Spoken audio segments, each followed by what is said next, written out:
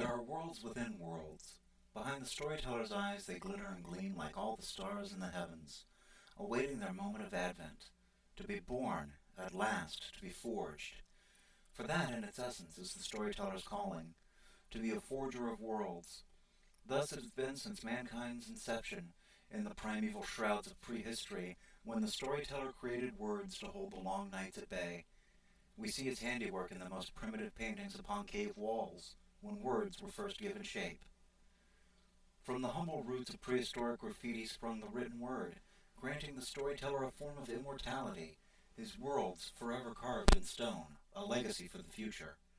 Ever mankind's unquenchable thirst for the words of the storyteller spurred the evolution of his craft, from the Epic of Gilgamesh to the rich and convoluted mythos of ancient Egypt, on through the birth of Greek drama. The tools and the techniques of the storyteller were honed and refined to classical elegance. Once the printing press was perfected, and mass publication of the written word became readily available, literacy slowly became the rule rather than the exception. The worlds of the storyteller began evolving faster and faster, vying for the affections of a world hungry for their craft. We immortalize the great ones: Shakespeare, Verne, Asimov, Dickens, Tolkien, Lovecraft, Poe. The litany goes on and on. The world we live in has evolved with unimaginable alacrity in the span of the last 100 years, more so than the previous 5,000.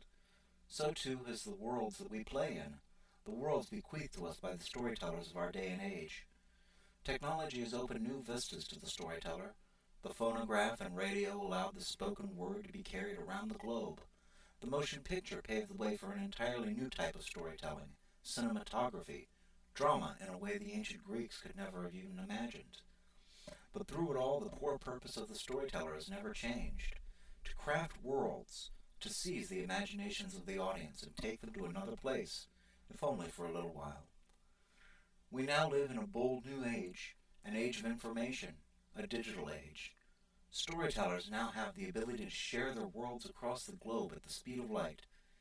As a child of the digital age, I'm a storyteller for a new era, a digital worldsmith. My workbench is virtual and my canvas is of bandwidth. I network, collaborate, and collate in real time.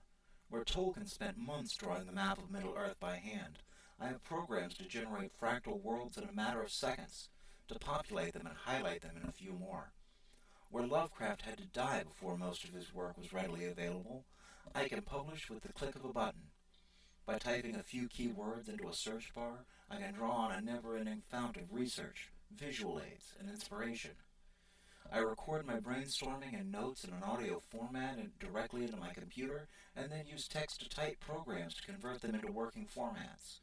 I construct playlists to inspire and provide ambience to whatever project I'm working on, share those playlists with others, then pick their brains to see what feelings they inspire. My computer hums along, pointing out typos, while it plays music, alerts me of new events, and should I be too engrossed in the creative process to feed myself, it even orders Chinese takeout in a few clicks of the mouse. My computer is my digital wizard's familiar, working alongside me while I bring forth new worlds and share them with others. For while much has changed about the hows of world forging, the whys have never changed, not since the first storytellers gathered around campfires and drove back the night.